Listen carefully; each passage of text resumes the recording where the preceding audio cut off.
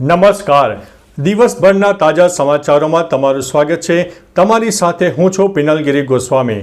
સમાચારો વિસ્તારથી જાણીએ એ પહેલા મહત્વના સમાચારો ઉપર એક નજર. નમસ્કાર, આપ જોઈ રહ્યા છો વિશેષ ન્યૂઝ બુલેટિન. હું છું આપની સાથે પિનલગીરી ગોસ્વામી.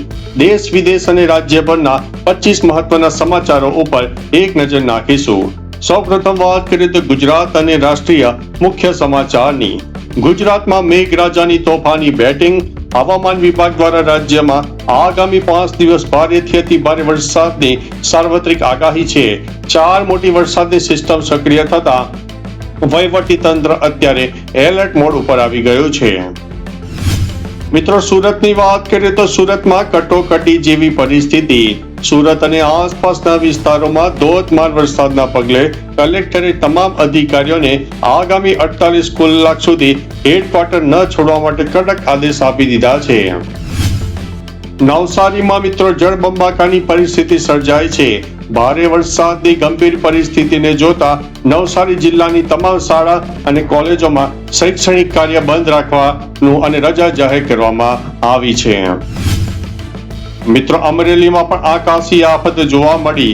ધાતરવડી 2 ડેમમાં પાણીની વિપુલ આવક થતા ડેમના 10 દરવાજા ખોલી નાખવામાં આવ્યા છે. નીચાણવાળા ગામોને તાકીદ માટે એલર્ટ કરી દેવામાં આવ્યા છે.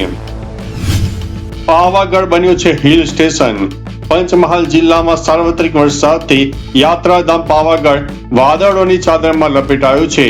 કુદરતી સૌંદર્ય ખીલતા પ્રવાસીઓની ભારે ભીડ પણ જોવા મળી રહી છે.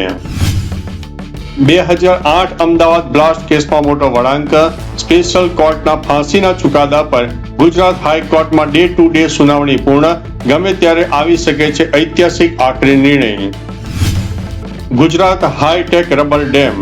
છોટા ઉદેપુરની હિરણ નદી અને તાપીની અંબિકા નદી પર સાઉથ કોરિયન ટેકનોલોજીથી બનેલા દેશના પ્રથમ એરફિલ્ડ રબર ડેમનું કામ અંતિમ ચરણોમાં જોવા મળી રહ્યું છે. મણિપુરમાં મોટો આતંકી હુમલો. ઉખરુલ જિલ્લામાં આસામ રાઇફલ્સના કાફલા પર આતંકવાદીઓ દ્વારા કરાયેલા ઘાતકી આઈઈડી બ્લાસ્ટ અને અંધાધૂંધ ફાયરિંગમાં દેશના 2 બહાદુર જવાન શહીદ થયા છે. ઉદ્યોગો માટે મિત્રો સોનેરી તક. મુખ્યમંત્રી ભૂપેન્દ્રભાઈ પટેલે ગાંધીનગરના મહાત્મા મંદિર ખાતેથી રાજ્યની નવી વિકસિત ગુજરાત ઇન્ડસ્ટ્રીયલ પોલિસી 2026 સત્તાવાર રીતે લોન્ચ કરી દીધી છે. પીએમ મોદીનો મિત્રો મેગા પ્રવાસ.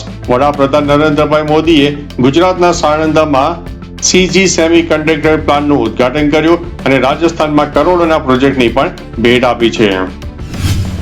અયોધ્યામાં મિત્રો મહત્વની બેઠક. અયોધ્યામાં શ્રી રામ જન્મભૂમિ તીર્થ ક્ષેત્ર ટ્રસ્ટની હાઈ લેવલ બેઠક યોજાઈ ગઈ.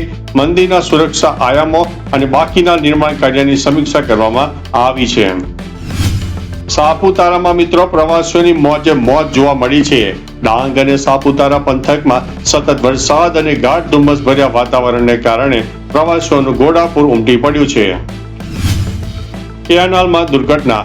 મહીસાગરમાં કેનાલમાં કૂદેલી માતાને બચાવવા જતા 15 વર્ષનો સગીર પુત્ર પાણીના તેજ પ્રવાહમાં ગરકાવ થઈ ગયો છે. શોધખોળ અત્યારે ચાલુ છે. અમદાવાદમાં મિત્રો વેપારીની હત્યા. ગોમતીપુર વિસ્તારમાં ક્લોરેક્સ ખરીદવા જેવી નજીવી બાબતમાં બોલાચાલી થતા 4 થી 5 ઈસમોએ તીક્ષ્ણ હથિયારો વડે યુવકની કરપીણ હત્યા કરી નાખી છે. જામનગરમાં મિત્રો સનસનાટી.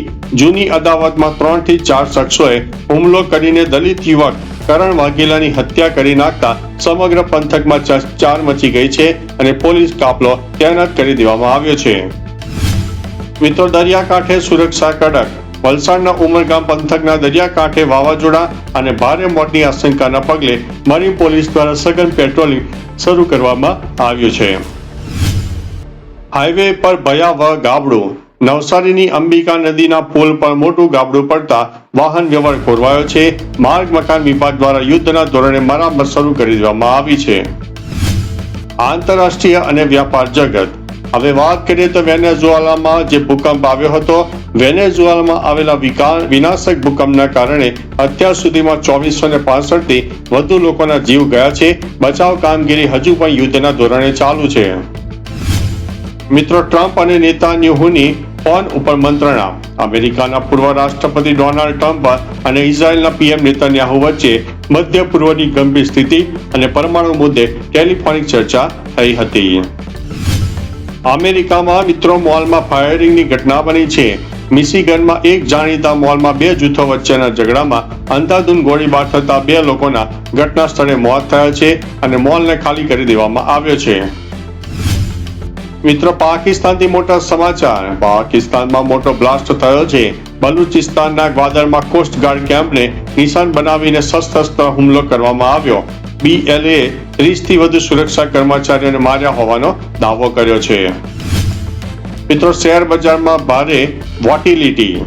વૈશ્વિક બજારના નબળા સંકેતો અને ચોમાસાની અનિશ્ચિતતા વચ્ચે સેન્સેક્સ અને નિફ્ટીમાં શરૂઆતી કડાકો જોવા મળી રહ્યો છે. સોના ચાંદીના ભાવમાં ઉછાળો. આંતરરાષ્ટ્રીય સ્તરે ચલણમાં ફેરફાર થતા સ્થાનિક બજારમાં સોના અને ચાંદીના ભાવ ફરી એકવાર આકાશને આંબવા માટે લાગી ગયા છે. IT સેક્ટરમાં નવી નોકરીઓની તક.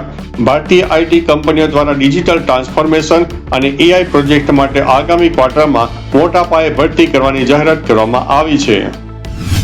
મિત્રો, મોંઘવારીનો ડામ. કાચા તેલના આંતરરાષ્ટ્રીય ભાવોમાં વધારો થતા આગામી દિવસોમાં કોમર્શિયલ ગેસ સિલિન્ડર અને ઈંધણના ભાવ વધવાની આશંકા છે. તો મિત્રો, આ હતી અત્યાર સુધીની હેડલાઇન્સ. આપણે ફરીથી પડે પડની સચોટ અને વિગતવાર માહિતી માટે મળતા રહીશું. ત્યાં સુધી અમને રજા આપશો. નમસ્કાર.